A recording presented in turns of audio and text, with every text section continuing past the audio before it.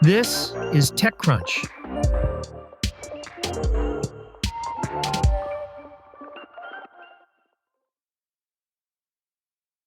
For years, Australians have been installing solar panels at a rapid clip. Now that investment is paying off.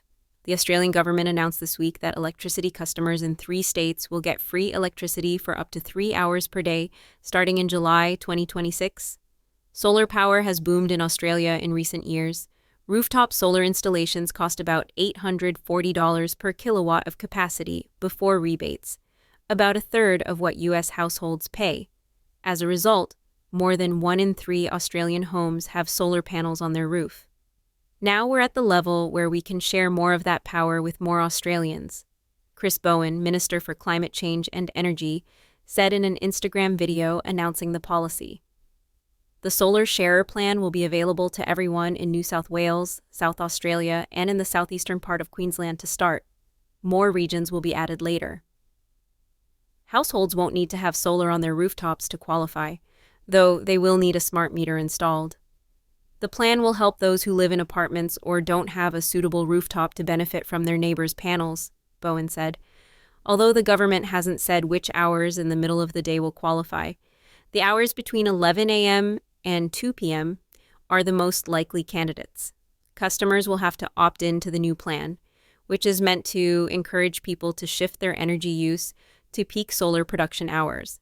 Smart appliances can help people make the most of this by allowing them to time charging their EVs or running loads of laundry. The free electricity hours help us with the grid at night too, because that means transferring the use of power from nighttime, when power is more expensive because it's being run more by coal and gas, to the middle of the day when it's being run by renewable energy, Bowen said.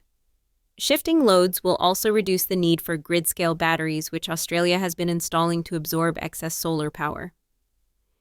The Australian plan isn't the first to experiment with periods of free electricity driven by peaks of renewable power production. Octopus Energy in the UK has offered an agile plan that occasionally gives customers free electricity, though it's not a regular occurrence like it will be in Australia.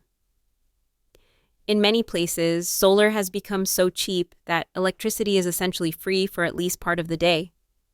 Midday peaks in solar production can cause electricity prices to turn negative, which occasionally results in power providers paying customers to use energy. Australia is generally considered a sunny country, with vast swathes receiving as much sunlight as the U.S. Southwest, but most solar panels are installed closer to population centers, which receive as much sunlight as most of the U.S. or Southern Europe, suggesting that broader solar adoption could drive down energy prices in a number of regions around the world.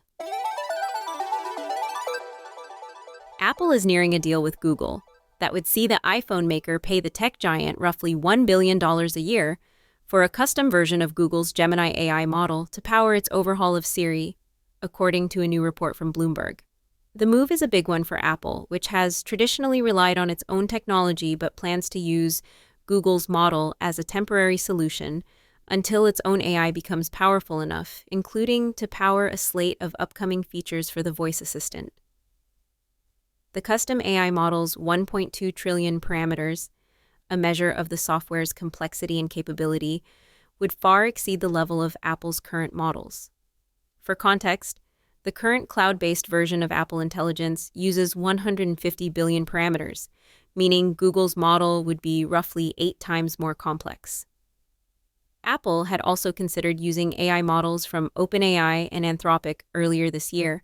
After testing models from all 3 companies, Apple chose to move forward with Google. According to Bloomberg, the overhauled Siri is expected to launch next spring. However, since the launch is still months away, plans for the revamp could change. Jeff Bezos' space company Blue Origin is finally ready to try a second launch of its super heavy-lift rocket, New Glenn. The company announced on Wednesday that it will attempt the launch as early as Sunday, November 9th, from Launch Complex 36 in Cape Canaveral, Florida. New Glenn's first flight took place back in January, and it was mostly successful. The rocket's second stage made it into orbit, but the first stage exploded on its return to Earth before Blue Origin could attempt to land it on a drone ship in the ocean. Earlier this year, the company said it would try to launch New Glenn for a second time in late spring. That timeline slipped a few times, though. Blue Origin is being extra careful with the second launch, in part because it will be carrying cargo on behalf of paying customers this time.